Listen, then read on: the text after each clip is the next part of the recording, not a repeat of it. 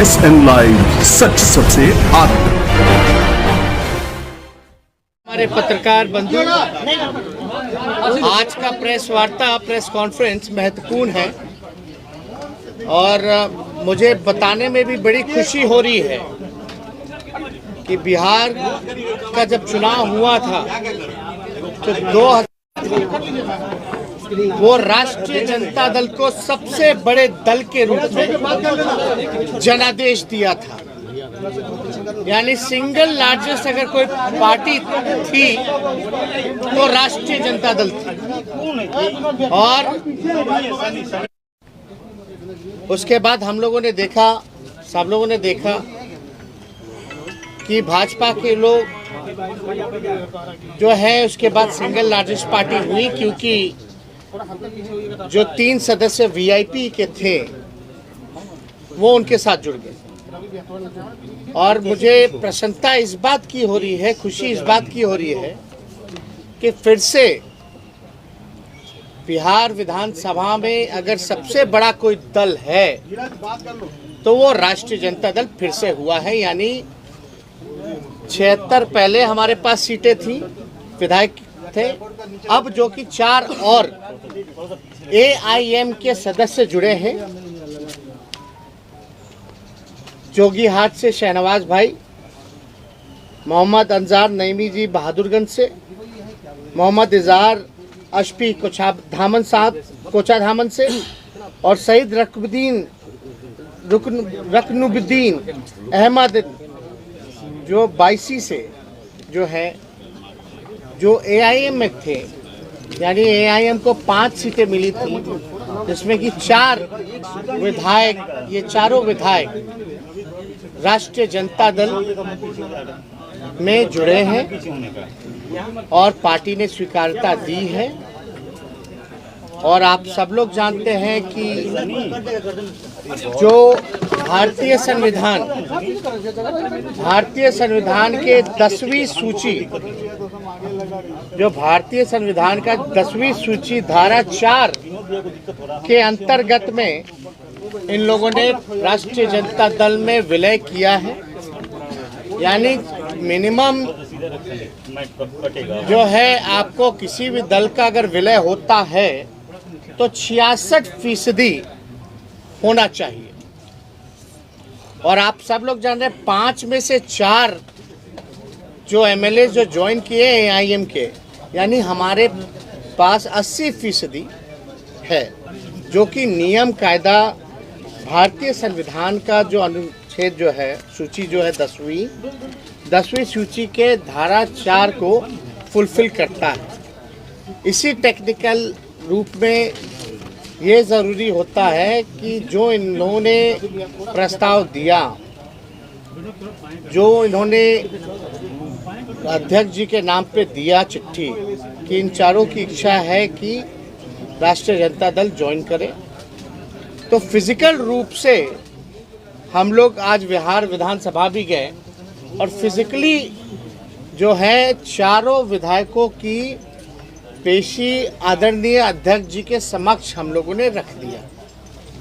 हम लोग मिलकर के भी आए हैं और आप लोग सब लोग जान रहे हैं कि हम इन सभी चारों विधायकों का आभार प्रकट करना चाहते हैं। शहनवाज भाई हुए, नईमी साहब हुए, मोहम्मद इजहार अशफी साहब हुए, रकनुद्दीन अहमद साहब हुए, चारों विधायकों का हम धन्यवाद और आभार प्रकट करना चाहते हैं कि इन चारों के आने के बाद जो अभी राष्ट्रीय जनता दल के हैं, जिन्होंने अभी ज्वाइन किया है, चारों RJD के नए विधायक का ताल्लुक राष्ट्रीय जनता दल से पुराना रहा है। 2005-10 में लोगों ने चुनाव भी लड़ा है और शहनवाज भाई तो 2015 में विधायक ही थे राष्ट्रीय जनता दल के।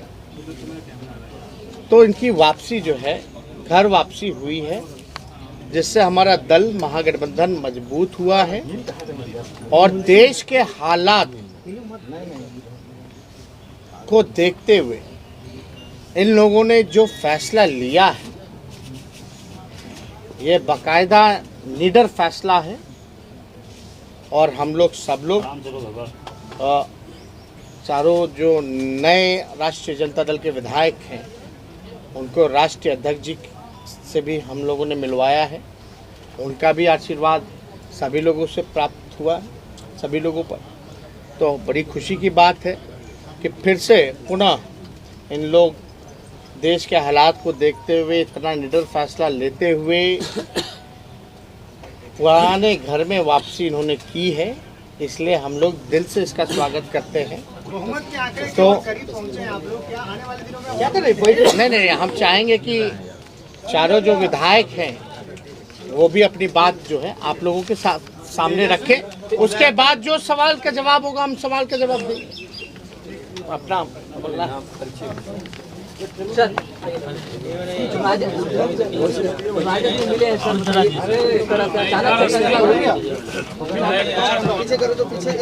जो देश का हालत है उसको देखते हुए को मजबूती करने के लिए हम लोग एक प्लेटफॉर्म में आने का काम किए हैं ताकि देश का जो हाल है वो देख रहे हैं। इसी की वजह से प्लानिंग पहले से चल रही है। ये अभी सवाल बाद में, पहले अपना बात रखें। मैं मोहम्मद अख्तर रेमी पावन बहादुरगंज से है।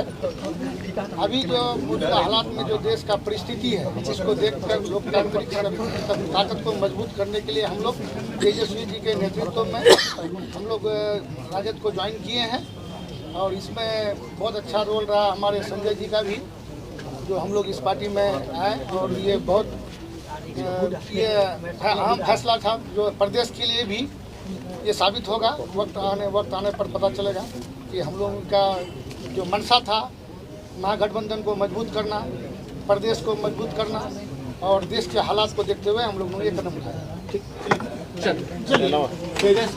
शाहनवाज जी हैं, आप लोग जान ही रहे हैं, हम लोगों के पार्टी के कद्दावर नेता रहे और सीमांचल के जो गांधी कहलाते थे स्वर्गीय तस्लीमुद्दीन साहब, उनके ये शहजादे हैं, छोटे पुत्र हैं। तो हम चाहेंगे कि अपनी बात रखें। देखिए चारों लोगों को AIMIM ने मौका दिया, हम इसके लिए उनका शुक्रगुजार करते हैं। दूसरी बात, आप देखे होंगे जो मौजूदा चुनाव अभी कुछ वर्ष पहले हुआ, आप बंगाल का चुनाव देख लीजिए, आप उत्तर प्रदेश का चुनाव देख लीजिए, उत्तर प्रदेश का चुनाव देख लीजिए। तमाम सेकुलर ताकतें, हमारी पार्टी भी लड़ी थी जिस पार्टी में मैं पूर्व में था, सब लोग अल्पसंख्यक हो या सेकुलर लोग हो, तमाम लोगों ने सेकुलर फोर्सेस को मजबूत करने की कोशिश की। उसी क्रम में उसी दोनों प्रदेश का रिजल्ट को देखते हुए हम लोग जिस क्षेत्र से आते हैं, जोकीहाट से आते हैं, सीमांचल से आते हैं, वहाँ के अल्पसंख्यक, वहाँ के सेकुलर लोग चाहते थे कि हम तमाम लोग फिर से बिहार में जो सबसे मजबूत सेकुलर पार्टी है हम उसका हाथ को मजबूत करें, उनकी लड़ाई को आगे बढ़ाएं और सीमांचल की जो बदहाली है उसको सब लोग मिल करके दूर करें।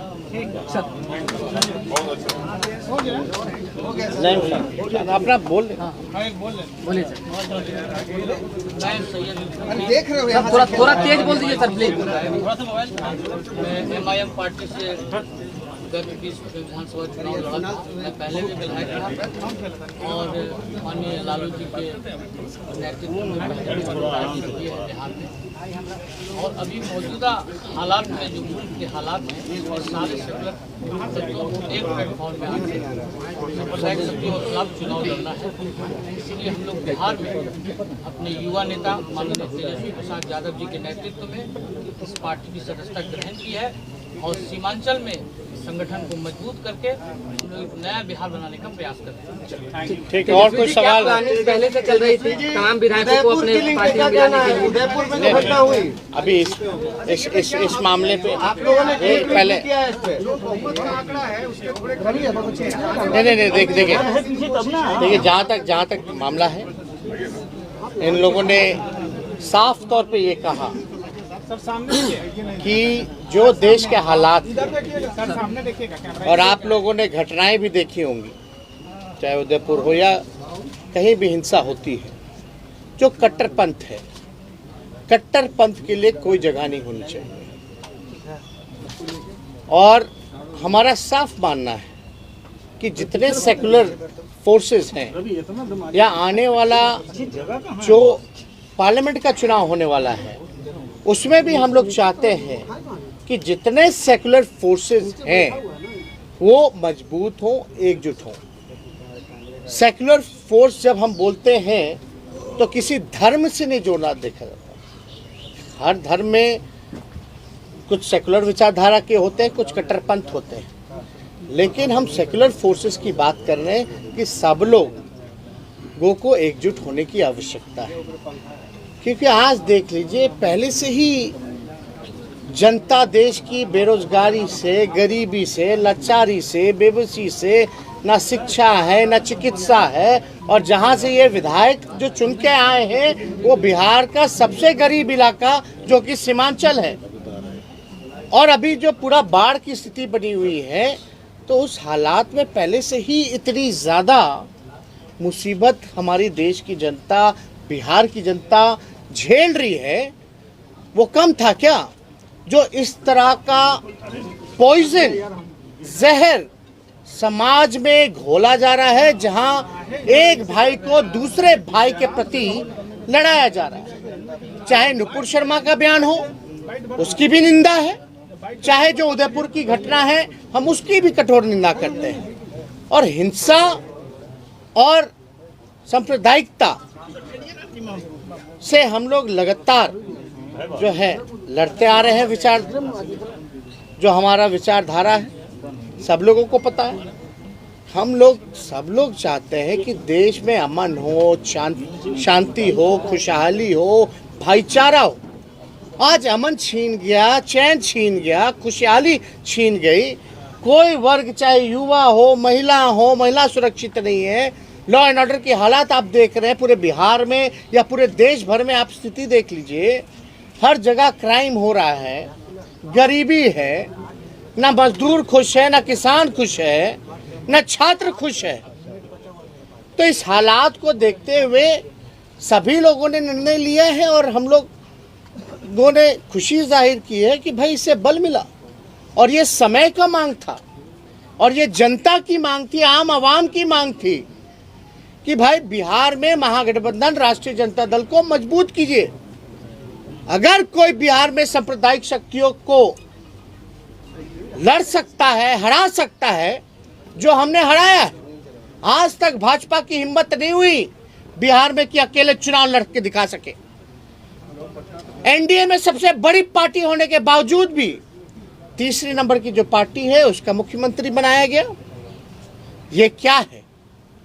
इसलिए हम लोगों ने शुरुआत से ही हम लोगों ने लड़ाई लड़ी और इस लड़ाई को हम लोग आगे लड़ेंगे और हम लोग जीत हासिल करेंगे। है कि आप बहुत जल्द जदयू में भी कोई बड़ा ऑपरेशन करने वाला है। नहीं, सब कोई ऑपरेशन सर्जरी थोड़ी ना होता है। ये सब देखिए, कोई सर्जरी ऑपरेशन नाम, भाई हम लोगों की क्या ताकत है जो बीजेपी की है उस हिसाब से।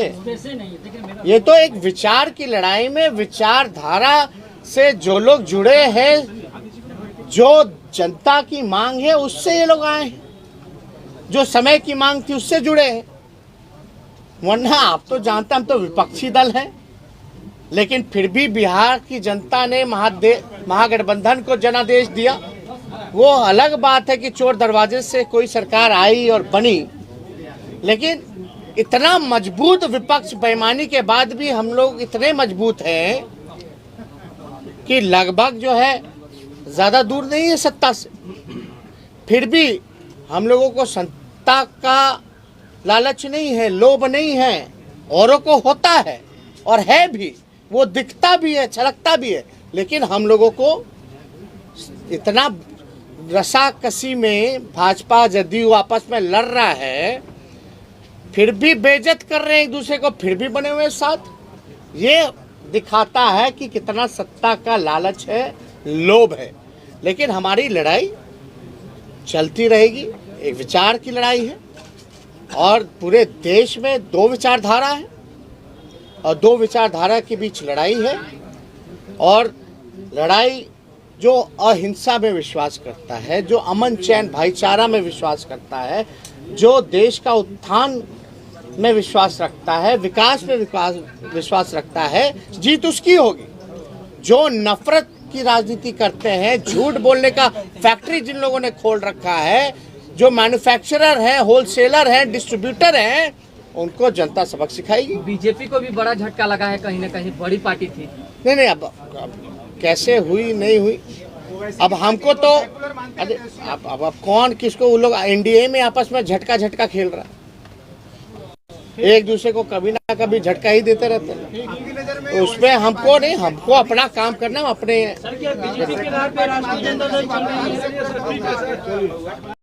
देश और दुनिया की ऐसी ही खबरों को पाने के लिए जुड़े रहिए हमारे साथ। और हाँ, अगर आप वीडियो को फेसबुक पर देख रहे हैं तो हमारे फेसबुक पेज को लाइक करें, और अगर आप यूट्यूब पर देख रहे हैं तो यूट्यूब चैनल को सब्सक्राइब करना मत भूलिए। वीडियो को लाइक कीजिए, शेयर कीजिए और अपने